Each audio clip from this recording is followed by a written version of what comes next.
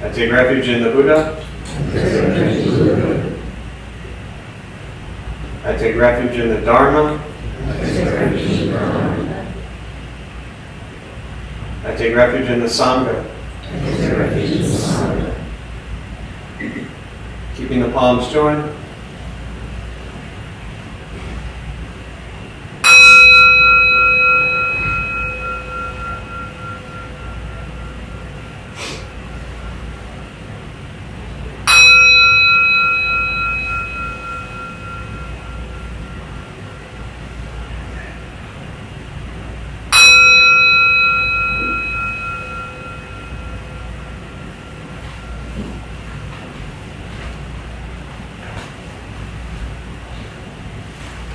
Palms down.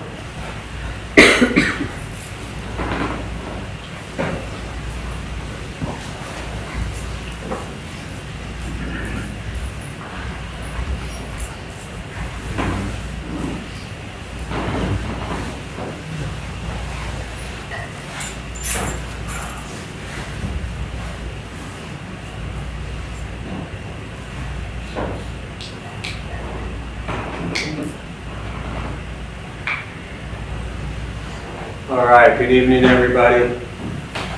Thanks for showing up on this Tuesday evening. Anyone here for the first time? Nobody? Aw, you had to ruin it. I think it's the first one I've been to. First time on a Tuesday. Yeah. In the back? What brings you here?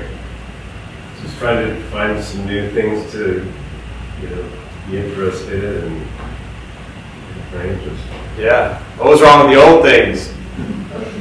quite a bit. It's only an hour class, so we don't have enough time, right?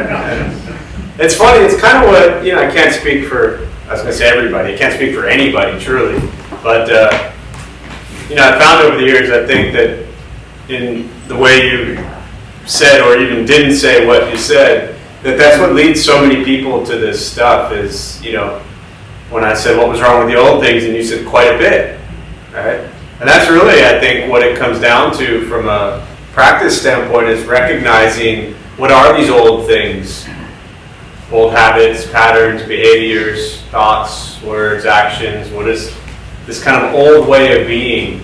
And even if that old way of being was like this morning or noon, or last week, but ways we've been in the past throughout our lives that have caused suffering, discomfort, angst, dissatisfaction.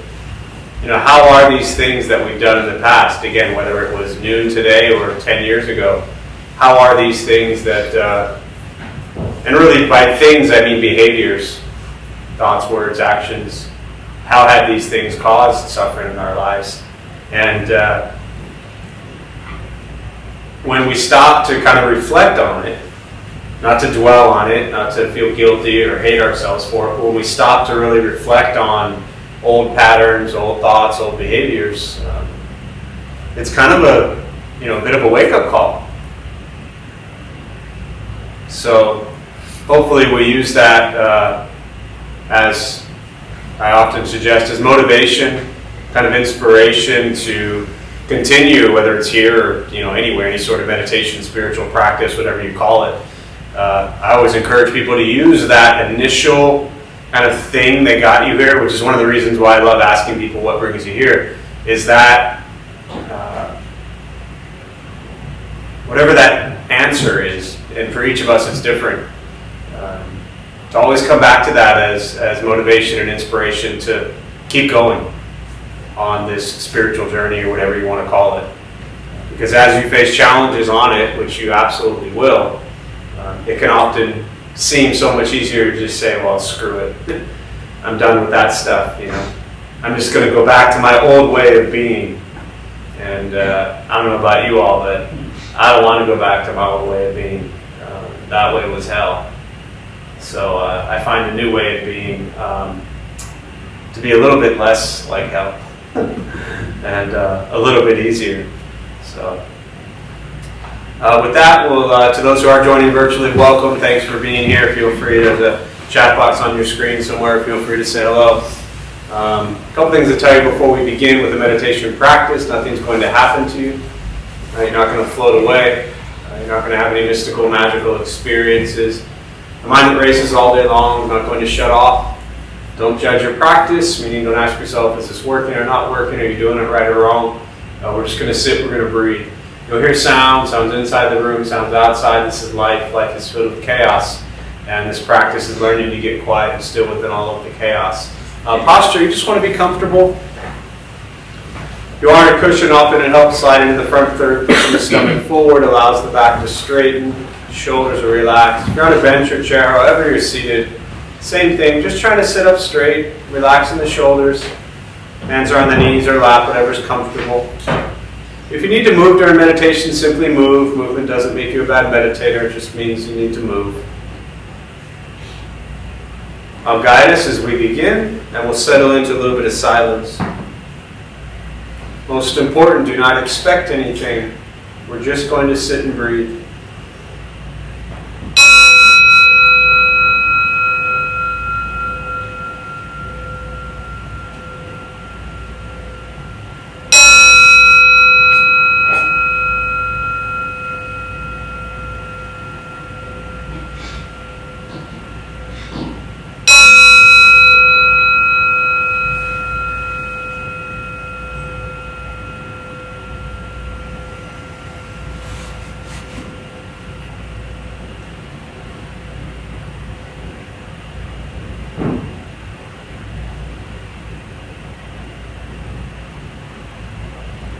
And starting with the eyes closed if comfortable, or slightly open.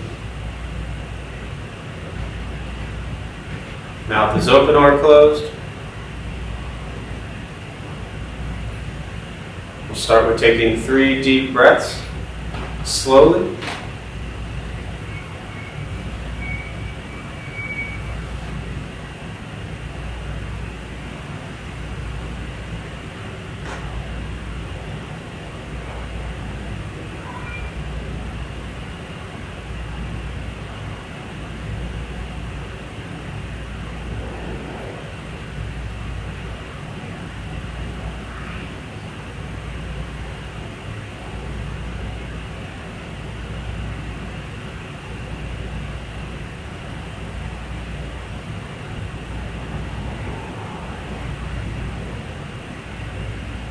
Intervention. Settle into a natural rhythm of the breath.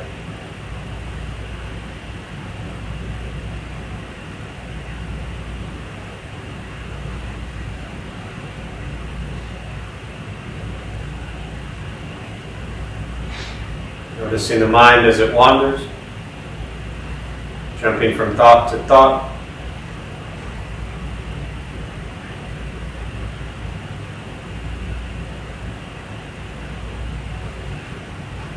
Start with gently guiding the attention, focus to the stomach or chest.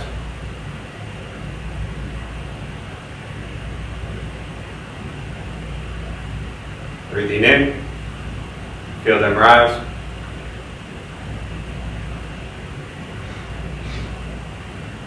Breathing out, they fall.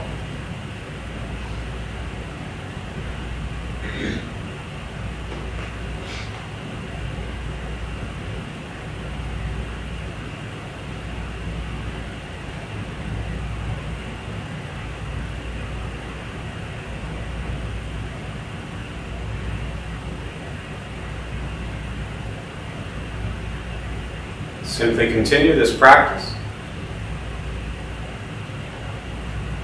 observing sensation of breath,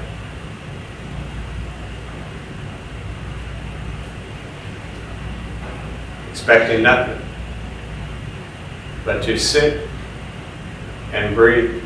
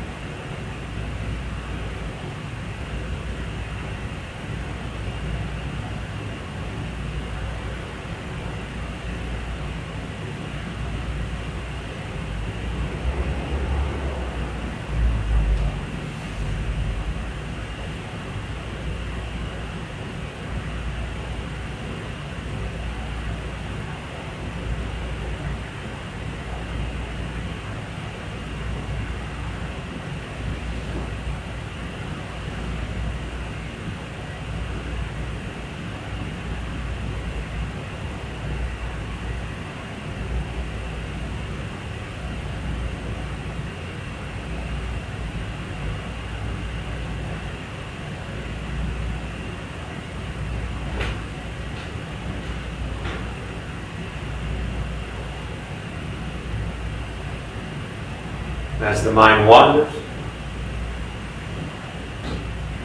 lost in thought, recognize it.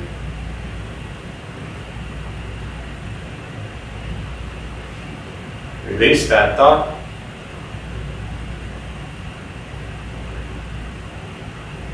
Return attention, focus to the breath.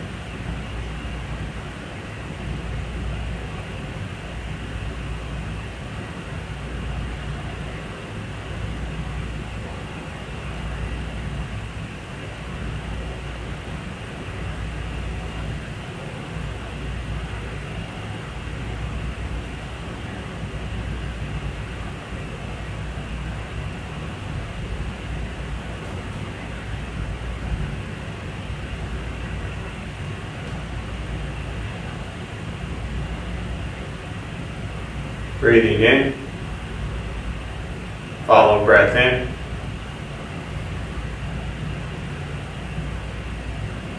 Breathing out, follow breath out.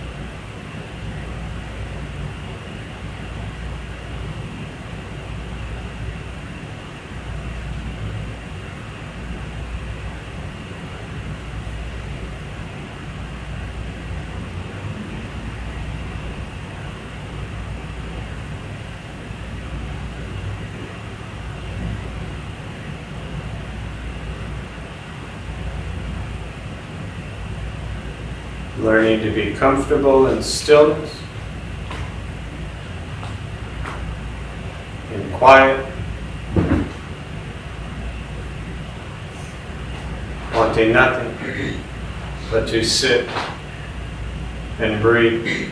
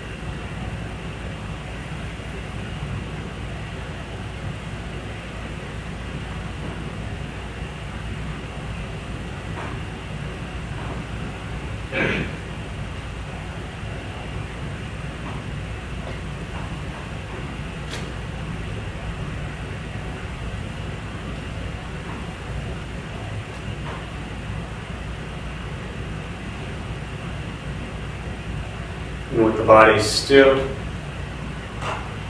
resting, and the speech quiet, aware of all sounds,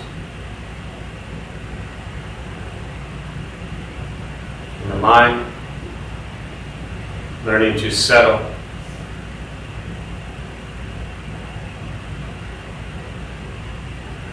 Know what it's like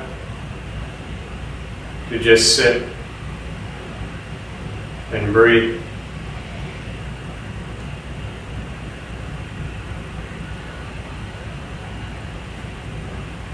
Knowing with each breath, there's nothing else to do.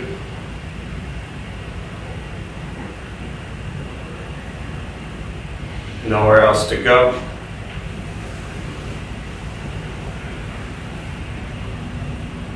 And no one else to be.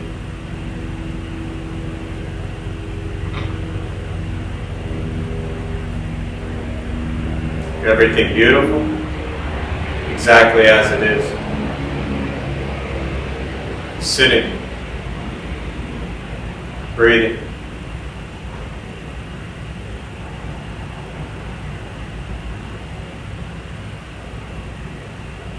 And once again, taking 3 deep breaths, slowly.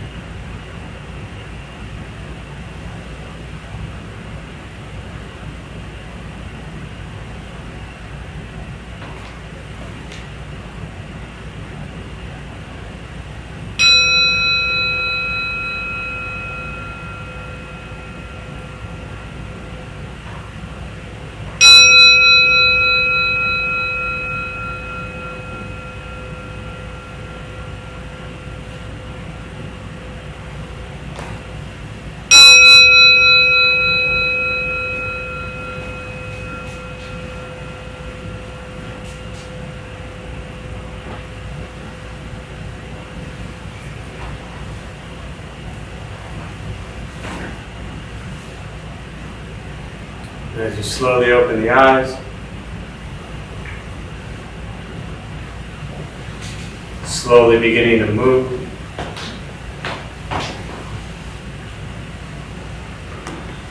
And most important, with the practice of meditation,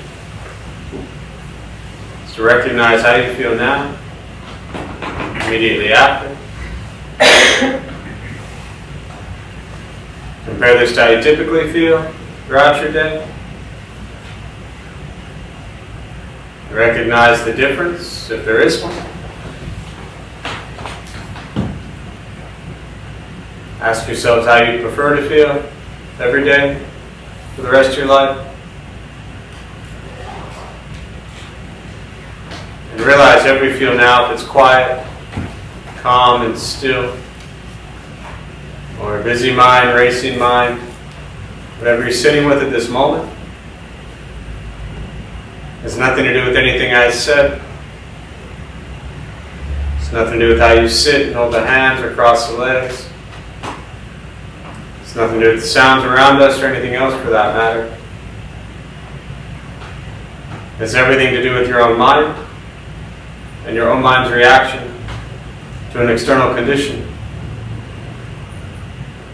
This is what the Buddha called pratitya samutpatti, means dependent origination. This is the basis of the Buddha's awakening. The word Buddha simply means awaken. He was a human being, no different than any one of us, who began to understand why he suffered,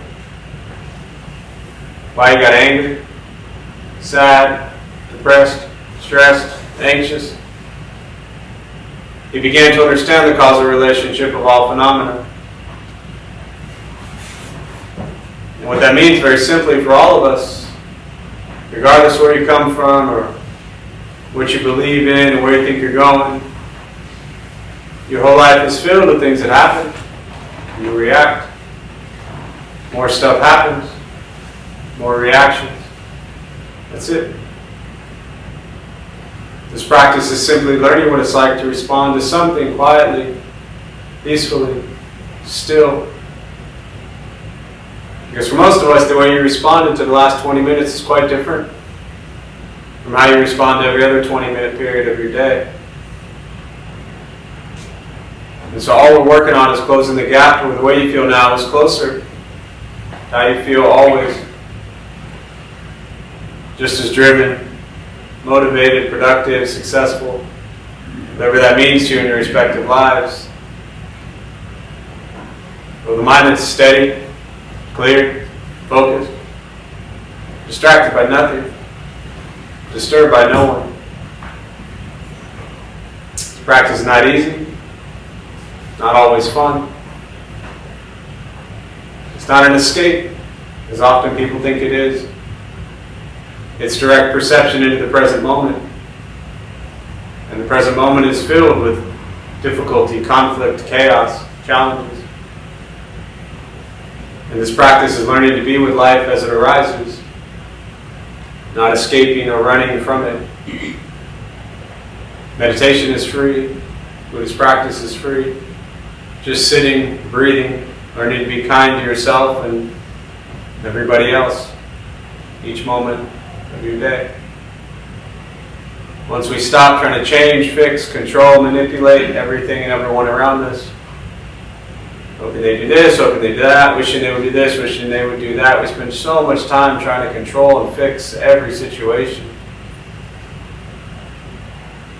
When we learn to change our mind and our reaction to the world around us, life gets simpler. But that's not easy for most people, because we want life and things to go how we want them to go.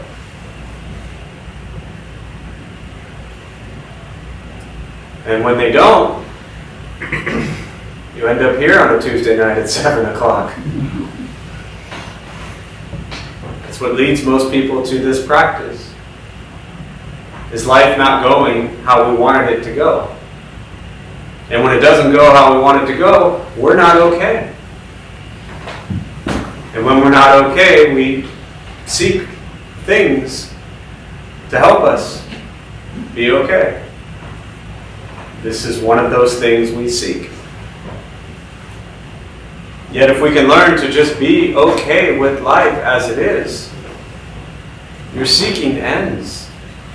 You could have stayed home. That would have been fine by me. I mean, nothing personal. It's nice to see you all, of course.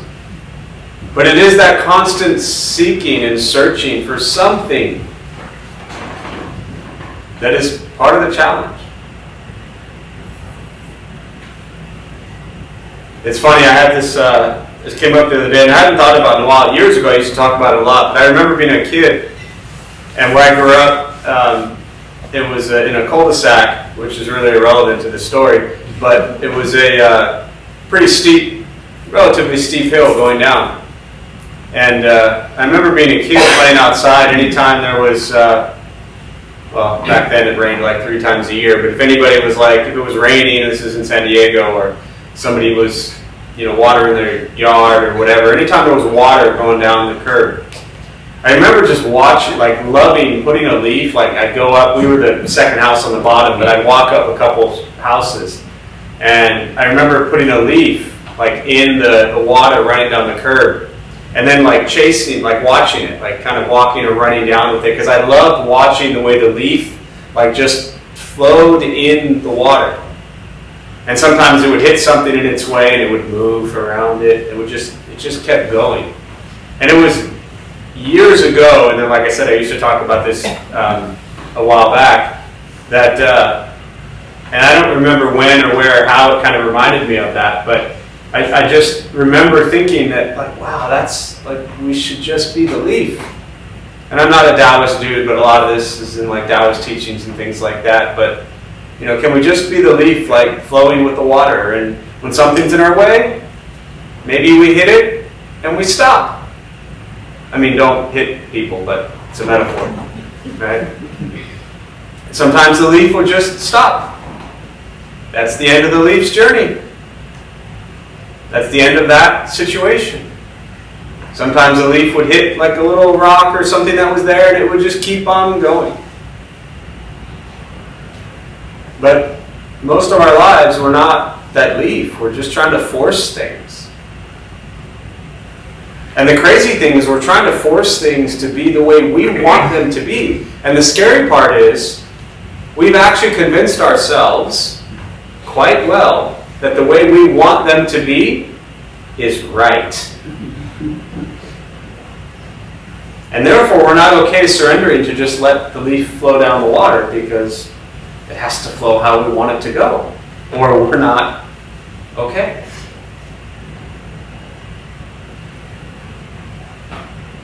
And not only are we convinced that the way things should be is correct, we then spend so much time trying to justify and convince and explain to people why we are correct. And if you just allow yourself to observe life as it happens, you surrender all of that. And that's, I think, a really big part of liberation, freedom from suffering. And it doesn't mean that the way things are going to go is going to be pleasant. It's not. It's the first thing the Buddha said. Life is filled with suffering. Let's not skip that. I've been talking about that a lot lately, but let's not skip over that and think that all of a sudden we're just supposed to solve all of our problems. No, it's filled with suffering. And our attempt and effort to try to control and fix everything doesn't help. So with that, I'll pause. For me, I really just prefer to respond to questions, meditation, Buddhist practice, anything that's on your mind. And again, to those who are joining virtually, welcome. Glad you're here. There's a chat box on your screen. Feel free to put your name, say hello. If you have any questions, I'll do my best to respond there as well. But we'll use the rest of our brief time this evening and just open up to questions, meditation, Buddhist practice, anything you're sitting with, and go from there.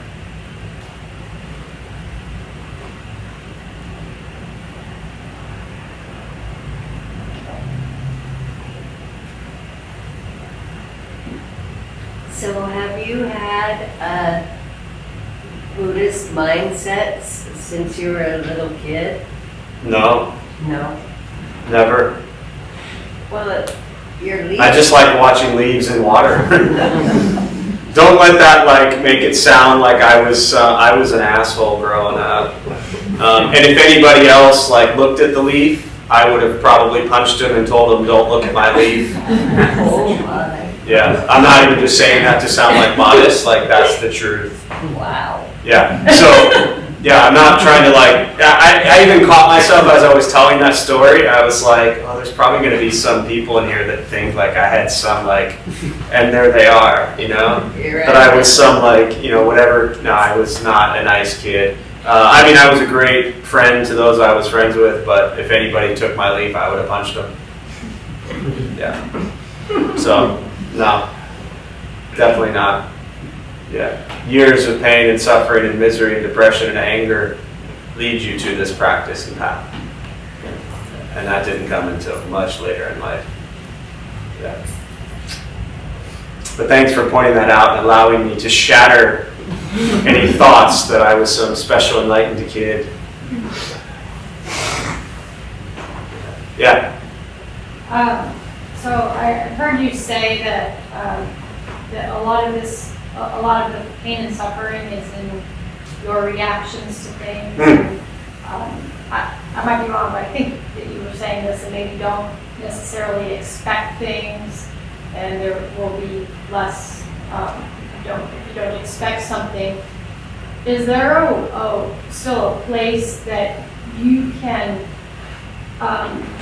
sort of where you might have a need and you can assert your needs, and if you would like to be treated with respect and maybe you don't feel like you're being treated with respect, can you still do that and not be seen as sort of a pushover, or is that really just letting go of that need? Yeah, understood. No, great question. Very common, not to minimize you bringing it up, but it's a very, well, let me repeat it for those who join virtually, and I'll just kind of paraphrase what you said. But your question was around the comment I often make, which is where I talk about just the practice of expecting nothing from anyone ever, is what I often say. And if you have no expectations, you have, no disappointments. It's really nice. And so your question around that is, what I'm hearing you say, to kind of paraphrase, is that where's the balance to where you're not a pushover, and you didn't say is there anything wrong with, but again, using my words, what you're asking I hear is there anything wrong with like having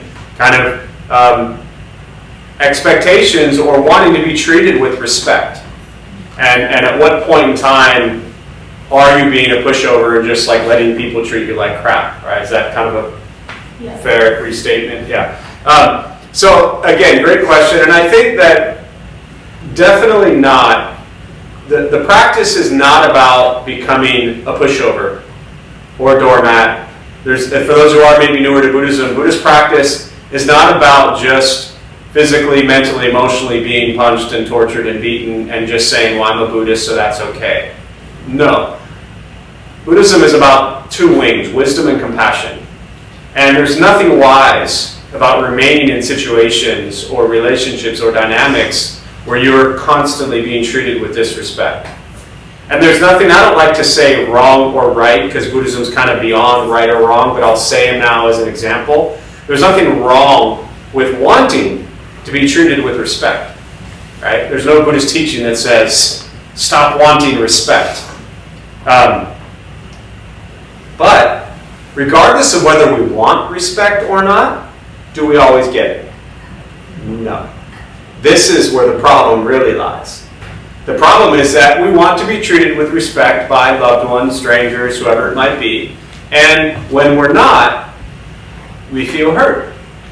And we feel, well, a whole bunch of stuff. I won't go into that, right? But we don't like that. So we have a million choices, but two of them are very simple. Remain in the situation and continuously be disrespected.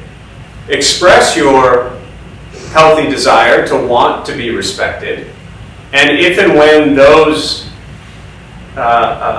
that desire to have respect isn't met, stay or go. So the problem isn't so much in the wanting to be respected. The problem is your response to when you are disrespected. Because you're going to be disrespected. You have been, we all have been, and we're all going to continue to be. So the one thing the Buddha talks a lot about craving and desire leading to suffering. The craving and desire in and of itself isn't wrong or bad or harmful. The pain comes from not getting what we are craving or desiring. So to crave or desire someone to treat you with respect, what's wrong with that? Nothing until they don't treat you with respect. And then you're pissed off, and then you're hurt. So then you have to find the balance of how long am I really going to spend the rest of my life hoping that this person someday treats me with respect? Or am I going to remove myself from the situation and abandon all expectations whatsoever and just be left with reality? And this is where compassion kicks in. Well, let me ask you this. Have you ever treated anyone with disrespect? Once, like 17 years ago, remember that time, right? So when we treat people with disrespect, what does that mean? We are typically what? In pain, hurting. We're not doing well. So we treat people with disrespect. So when others treat us with disrespect, you know what that means? They're in pain. They're hurting. They're not doing well. This is where the compassion kicks in. Wisdom says, hey, they can do it, not do it, has nothing to do with me. Compassion says, I'm going to have endless compassion for their pain that is causing them to treat me with disrespect. And I have a choice, stay or go. Does that help at all? It's not an answer, but yeah. Thank you. I definitely don't want people to think that it's wrong to want people to respect you. Nothing wrong with that. But the reality is it's just not going to happen. It's not how life works. And how we respond to it is up to us. So, yeah. Yeah. To add on to that, her question, what about when it's a situation like your job that you can't stay or go? At least not easily. So, and you're in that situation with someone. You can just as easily stay or go. It's tied to a whole bunch of other stuff you want, like money, and to pay your bills, and to support family, and to pay for your car. So, if I asked you to get up and walk out that door and put your shoes on, how hard would that be? Right, very easy. Very easy.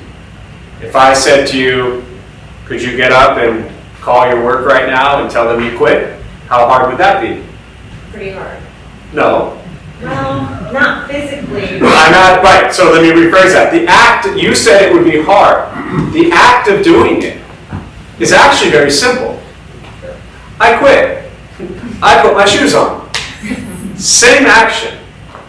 But what's hard is the story that's tied behind it because of the livelihood that we've built for ourselves. If I said to you all, do you have enough shirts in your closet to last you the next 20 years? The answer, I'm guessing, for almost every single person in this room would be yes. Are you still going to buy shirts for the next 20 years? Yes. Therefore, you need more money. Therefore, you need the job. So I know I've simplified that, but regardless of what the scenario is, it is just as simple. But we create stories behind it to make it more difficult.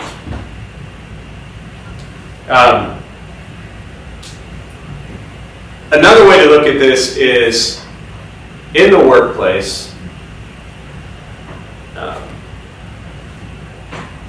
Very often there'll be a tremendous amount of disrespect. And sometimes there's things we can do about it, and sometimes there's not. And sometimes we're just stuck because we don't want to lose our job. We don't want to be unemployed. We don't want to be worried about money and stressed over bills and food and cars and all. So we want the job. And with the craving and desire for all those other wants, then there's this sometimes willingness where we'll say, you know what, I'm going to put up with it. But I think it helps to realize that when people disrespect you, that's their shit, not yours. If we don't make it personal, and people call me all the names in the book, that's nothing to do with who I am or what I am. That's to do with who they are and what they are. And if you can tell yourself that, you know, again, assuming there's no physical, emotional, sexual abuse, then it can help you stay in situations longer where people are disrespectful. And you almost, you know, you don't attach any story about that situation. They're treating you like crap. That sucks for them. So, not easy, but yeah. Yeah. It's only my second time here, so I'm sorry if I misquote you, but the last time I was here, you were talking about how the Buddha found quote-unquote solution to the end of suffering, and you mentioned nirvana, and I think it was the 12 tenets or something like that. I was wondering if you could explain those concepts. Nirvana, or how he figured out how to end suffering, or all of it? All of it. All of it. Great. Yeah, let me just summarize how to end suffering, right? And we just cut through on all of our problems, all the work stuff, everything goes away. So just to kind of back up for anybody else who might be newer, is that a lot of, you know, I always love how Dalai Lama take on people like that. They'll talk about how the Buddha taught two things: suffering and the ending of suffering. That's it. That's all he was concerned with. I tend to look at it, for me as a practitioner, I don't wake up each day and think, am I going to end my suffering today? Not going to happen.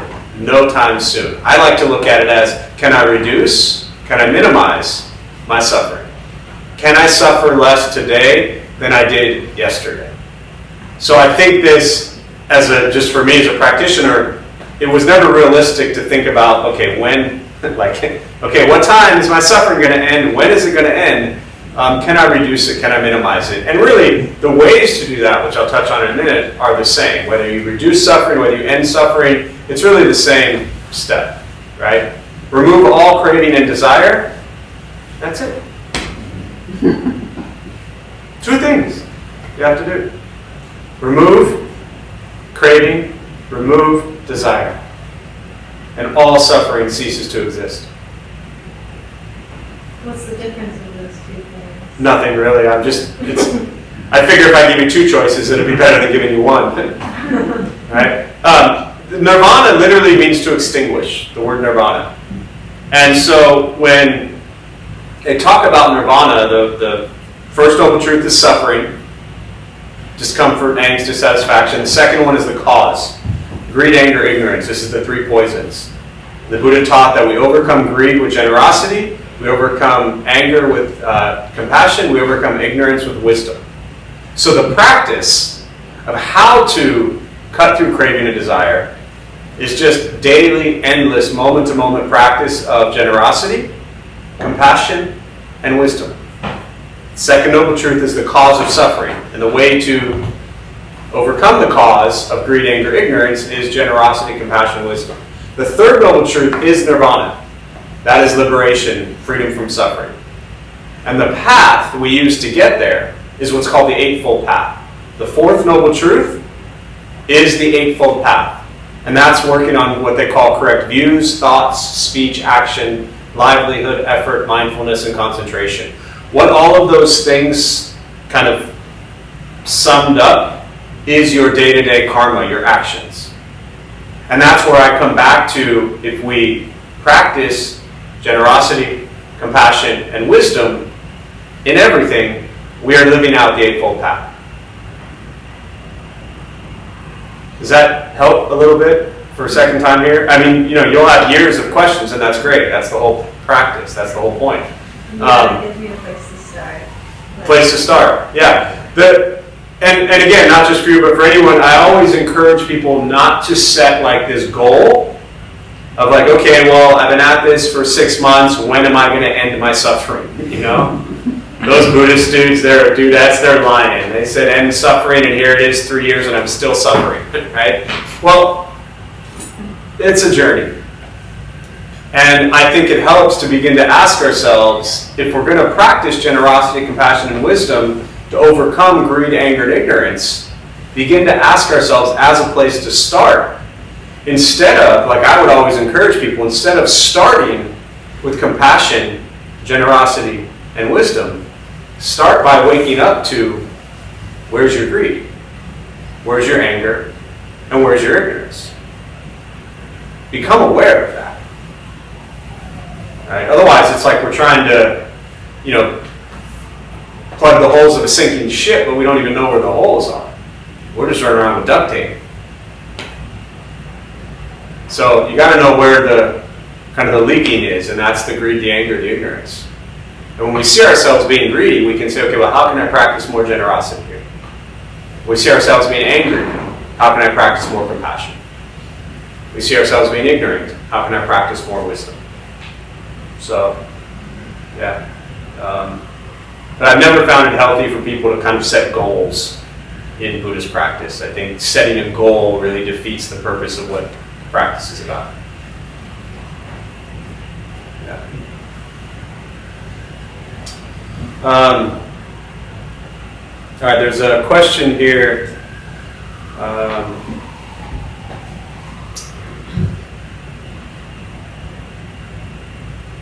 So the question here says, so I need to have more compassion for my son when he says mean things to me and when he keeps me from seeing my grandkids. This is very painful because I miss the kids. I guess he is also hurting.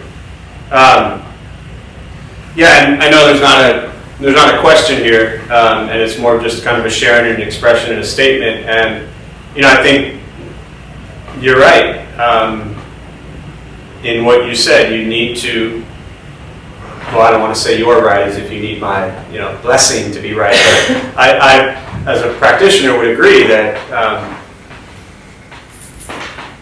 to have more compassion for your son when he says mean things to you is because he's hurting. And it's never fun to hear mean things, from anyone, especially a child. But he's obviously hurting. And obviously there's your desire to see the grandkids, which is understandable. And there's obviously stuff going on there.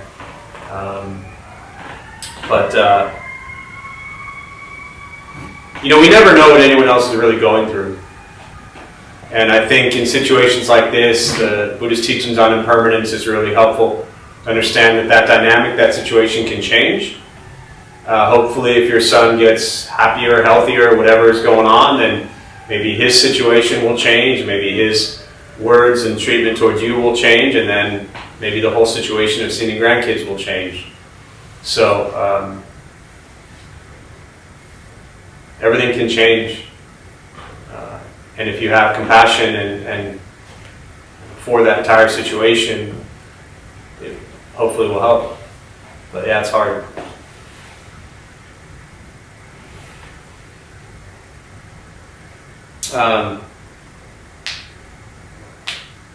Yeah, this is a good question, and it's always I wish you were here asking this because it's more fun to pick on people live and in person.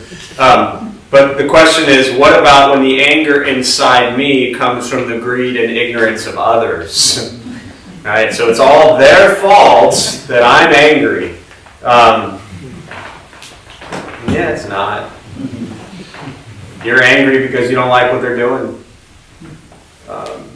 It's not about whether what they're doing is right or wrong. You don't like what they are doing, and you're angry. And when people don't do what we want, we get angry.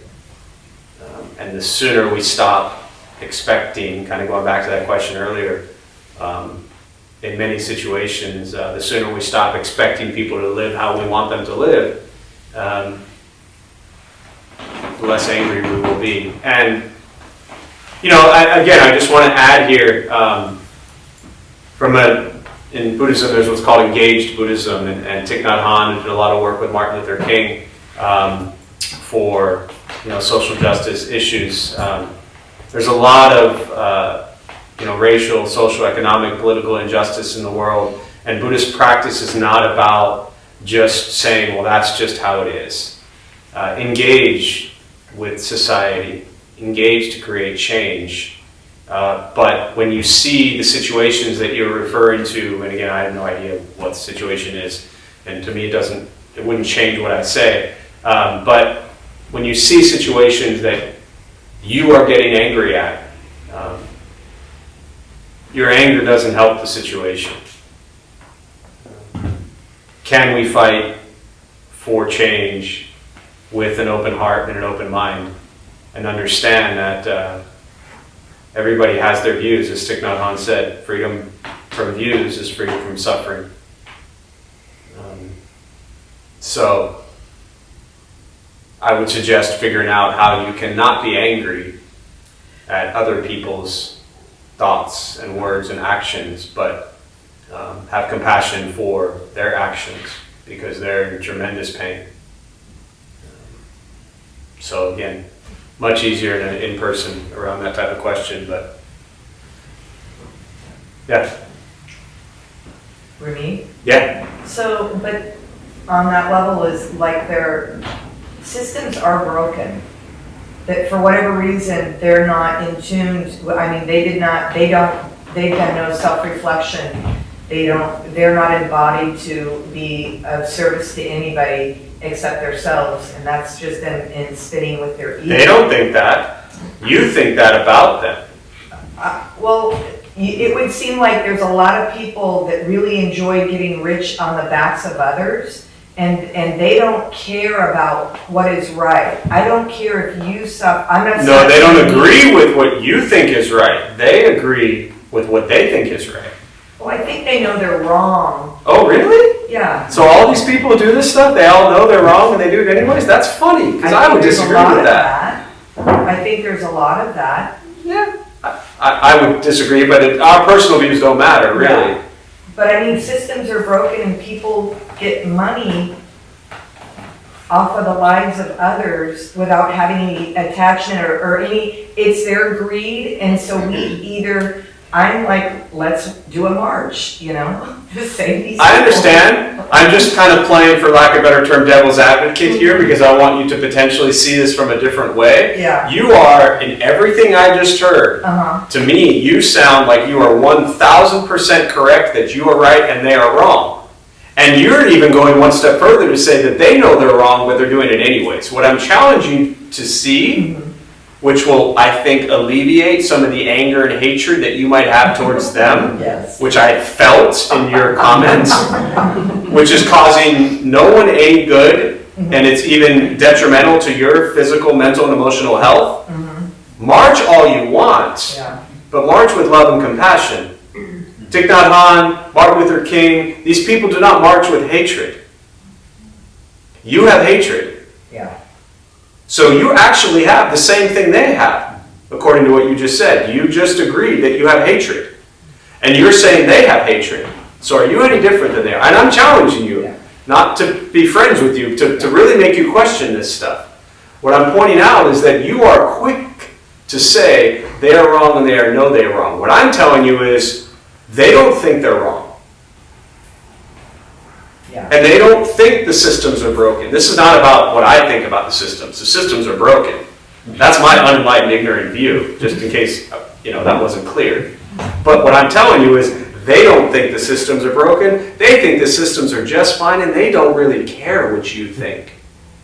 So you can have all the hatred in the world, and you're going to solve no problems. I say this very often. I don't know if you heard me say this before, but I would love every racist in the world to sit here in a Buddhist class. And I want to listen to them, I want to hug them, I want to get to know them, and I want to understand, how can they be this way? And you know what I'd probably learn? Is that they're that way because that's what they were taught, generation after generation after generation. And if I'm going to hate them because of who they are and what they believe and what they were taught, then how am I any different than them hating me because of the color of my skin, which, you know, as a white person, I don't have to worry about. I got every privilege in the book, right? Yeah. So again, if I haven't made it perfectly clear, your anger is going to destroy you, not them. You want to make change? Do it with love and compassion, not hatred and anger. That's the Buddhist teaching, to my understanding, from day one. All kinds of sutras on the Buddha, taming Devadatta who tried to kill him, you know, his cousin who got angry. I'm bad at Buddhist stories, but, you know, the cousin who tried to kill him, and the Buddha tamed, you know, the cousin and forgave and had compassion, right? Somebody looks at us the wrong way and we want to, like, chop their head off. Yeah. They don't think systems are broken. They think they're just fine. And they're perfectly happy benefiting from them. Yeah. It's tough. It's tough when we're so stuck in thinking that we're right. And Thich Nhat Hanh's teaching around all of yous are wrong, that was the most beautiful thing that for me, it made me really stop and think, I may love all this Buddhist stuff. I may share all this stuff and practice all this Buddhist stuff. But if I for 1 second think that I'm right, just because I'm exploring and practicing Buddhism, I'm just as ignorant as anybody else. I call that Buddhist arrogance. You know, where we're like, well, I'm Buddhist now, so I'm better than everybody. When, you know, 3 minutes ago I was doing the same shit they were doing. So, what else? We'll do one more question. Oh yeah, go ahead. It's just kind of related to that on a lighter note. Like when you're receiving all these teachings and then you kind of are like, hey guys, I'm Buddhist now, and like, I don't know, I feel like I can't express myself anymore in the right way to people who aren't like practicing Buddhism, so there's a little bit of loneliness, or just like I sound like a little too, I don't know, nice now, everything's just jolly for me, and they're like hardcore. I don't know, I just feel like my social relationships are like, what's going on? Yeah. So I'll close with this thought around that kind of comment, is that, and again, especially for those of you who are newer at this stuff, as you begin to explore and practice meditation, Buddhist stuff, it will potentially change you.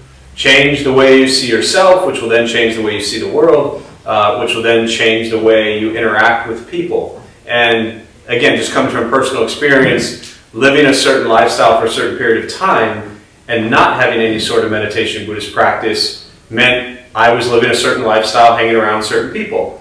And then when everything shifted, all of a sudden, I then very quickly turned and I was judging them. This is going back 20 years, but I was like, you know, I mean, literally, we had the most incredible party the night before I moved to the Buddhist monastery, right? That was like my send-off with all my buddies. And so looking back on that, it's like, well, then I would judge them for doing literally the same thing I did with them the day before, right? And I was like, well, I'm Buddhist now, you know? And then when I came back, I was like, well, I can't spend time with them because I thought I was better than they were. I also didn't trust myself around them because I didn't want to engage in the activities or the dialogue or the conversation that they were engaging in. And after a while, after working through that, then I realized that the problem wasn't them. The problem was me. And at what point in time could I then spend time with them and be around them and not be kind of pulled in to that way of life? And then also there are people that I removed from my life because it wasn't where or how I wanted to spend time. So I think it's, you know, caution's the right word, but I caution on like, you don't necessarily want to like cut, not that you are, but you don't want to like cut everyone out of your life. But also watch that as you change, the people you spend time with, the places you go, the things you consume will also change. And then that begins to open up new people and places and things. But that transition period is hard because very often, depending upon what stage in life we're at, you know, we're not always around people that want to sit and talk about meditation and Buddhist stuff. So that can also lead to this kind of very lonely, isolated world of like, well, where'd all my friends go? You know? So it's fun to watch it and just kind of be delicate as you continue on the spiritual journey.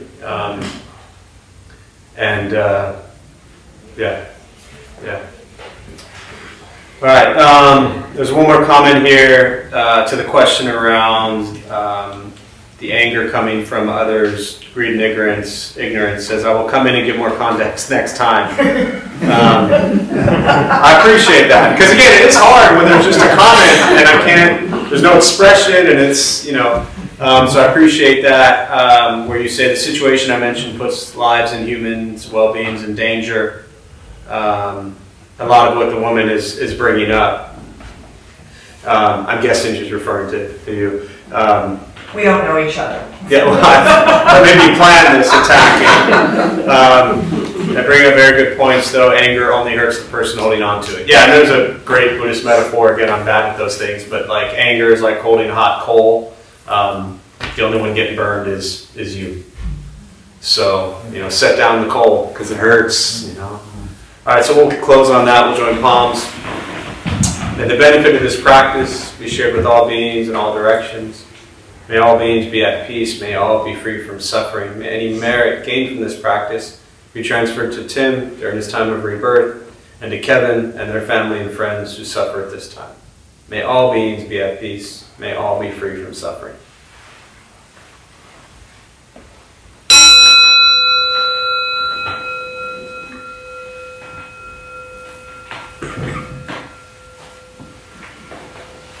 All right, a few quick announcements from our Dharma Bum host, Eddie. Oh, while Eddie's coming up, if any of you want the tremendous honor of being a Dharma Bum host, which allows you to do what Eddie's about to do, we are looking for a new host for Thursday nights. So if you want to host on Thursday nights and you come Thursday nights, or want to come Thursday nights, let me know. You do this twice a month. Sorry. Thanks. Hello everyone, I'm tonight's host, Eddie. We opened the Dharma Bum Temple 17 years ago to introduce Buddhist practice to those who show up. Those who lead are not nuns, monks, gurus, masters, or teachers, and are not looking for students. They are simply practitioners sharing their interpretation of the practice. Every night we have different classes led by different people from various Buddhist traditions. We have a recovery sangha that meets several times a week for anyone with addiction, and our food redistribution program is every Thursday at 4:30 p.m. We have classes and programs every day, and everything we offer here is always free. The full schedule is on our website and also posted in the entryway above the shoe rack. We have a lending library. If you see a book you like, feel free to borrow it and then bring it back whenever you're done with it. Please straighten your seat or cushion before you head out. Thank you for being here. We wish you well and hope to see you all again soon. Thanks, Eddie.